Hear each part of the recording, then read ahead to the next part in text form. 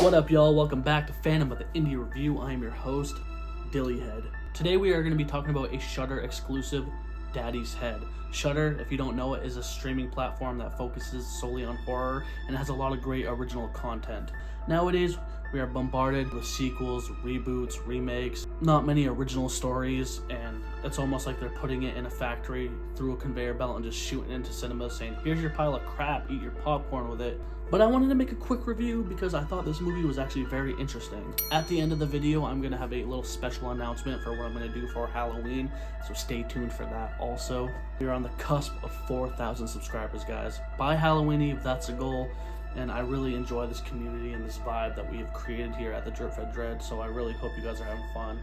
I love your comments, I love your energy. You guys know your stuff about horror, and that means a lot to me, so if you want to have fun and see a demonic creature in the woods that looks like your dad, kind of, come hang out. A boy and a stepmother fear for their safety after an eerie creature resembling the boy's recently deceased father visits them. This movie is directed by a man named Benjamin Barefoot, whose work I don't know very much about. And that's the thing I love about movies nowadays. With streaming services, a lot of people say it kills the theaters, but I feel like it's given a lot of creative filmmakers a chance to shine. This movie is very good, and even though the concept is a little bit, not gonna say cliche, but done before, the movie is very original and fresh, and it's eerie. The movie starts off with the young boy Isaac and his stepmom Laura at the hospital, staring at Isaac's father, who was in a grisly car accident. He's all taped up and bandaged, and this is a traumatizing moment for Isaac. They go back to their beautiful home in the middle of the wilderness, overlooking a forest that is essentially a character of its own, and we get some deep, beautiful moments of Laura reminiscing about her husband who passed away, and Isaac reminiscing about his dad, and you can feel the love and connection with these characters already, even though you haven't met the dad at all because he died. You feel how devastated and broken apart their family is. Laura is kind of hit with a bombshell when they come and tell Laura that, hey, first off, your husband wants to be buried next to his first wife who passed away, so that kind of hurts her feelings. And now Isaac has no parents, so he's kind of going through it.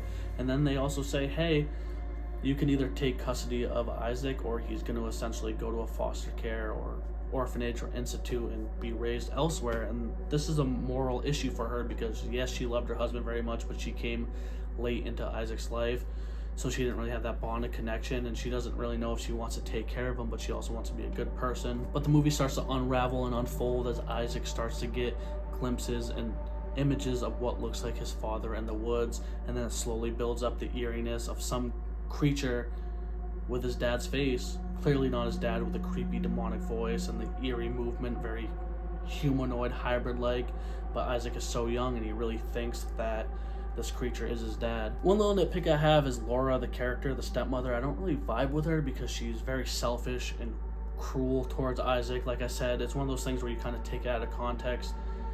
She sees him just grieving his father and looking out the window because he sees something, or very scared, and she's kind of immediately assuming that he has mental health and he's going crazy and he's psycho.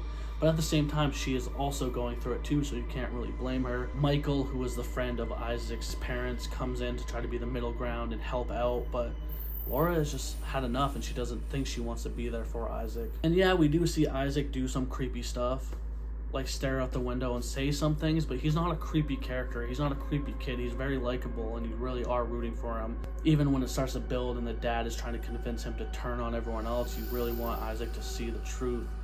But Laura just happens to think that Isaac is it's all Isaac's fault and that he is crazy. She's very unlikable at times, very immature, very child, but at the same time you can't blame her. She just lost her husband and it's a lot to take on. As the movie progresses, we do get more glimpses of this creature. Like I said, the woods are essentially a character itself. It's very eerie and very creepy, but this design and look of the father, of Daddy, is very haunting. There was times where I saw it and my skin crawled a little bit. I'm not sure if it's a shapeshifter, skinwalker, mimic, or something created in Isaac's mind that makes him picture his dad like that, but whatever it is very haunting and unnerving, especially when they show it more towards the end. They don't oversell it, they show it just enough. Creature Daddy is pretty much telling Isaac not to trust anyone and to come into his little wooded area to be with him, so obviously it is trying to take advantage of Isaac. But Isaac, as much as he wants his dad and tells him how much he loves his dad, whatever this creature is, he doesn't quite commit to it until towards the end.